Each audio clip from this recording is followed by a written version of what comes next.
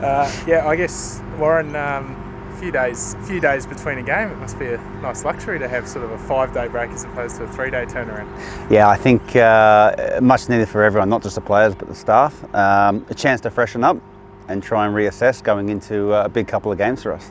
I guess you obviously had to sort of keep rotating through that period and make some changes for the Adelaide game. Was it just a case of like everyone was sort of getting to the end of their candle a little bit? I think so. I think it was more self-preservation. You know, the risk reward to go one more game or to lose a key player for injury was too great to take. So disappointed we lost, and we felt still we had moments in that match to get something out of it. But now we've freshened up some key players going into a very important game in Newcastle tomorrow night. Obviously, you took the chance to give Jay a bit of a rest. I think he'd pretty much started every game before then. I mean, he must have been really desperately in need of a bit of a break. Yeah, he was, and you know, again, it's looking at the best interest of the player.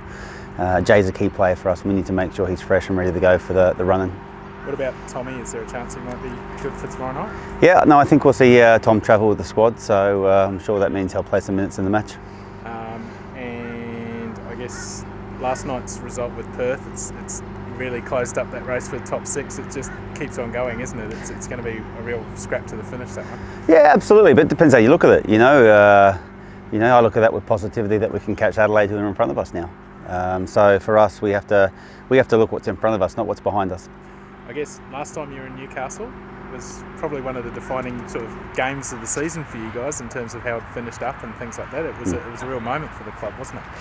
Yeah, it was, and you know, we have good memories there, and we want to go down there and get another result, and it's really important we tried to do that, and like I said, try and cement and secure a top 6 finish. And I guess, what are you expecting? I mean, the Jets have obviously had their struggles this season, but what are you expecting from them as an opponent? I think they've had their struggles result-wise, but I think if you look at every game they've played, and bar maybe a couple, they've been in every game, super competitive, and they're a good team. They've got good players, and we know that, and we need to be aware of that, and we're going to need to be at our best to get the result, that's for sure. And I guess just finally for me, you've had that little break, but then it's straight back into another little busy period to finish the season, isn't it? That's right, but we knew about it, so again, there's no complaints, no excuses. We knew it was coming, and it's the final push to try and make the finals, and so if we're not ready to go, then it'll determine where we finish. And again, like I said, we want to play finals, so we have to find the results in the next run in the matches. Just want to ask one about just how Josh is holding up after the weekend. Look, Josh is not as bad as maybe first feared, but yeah, he won't travel to Newcastle, unfortunately.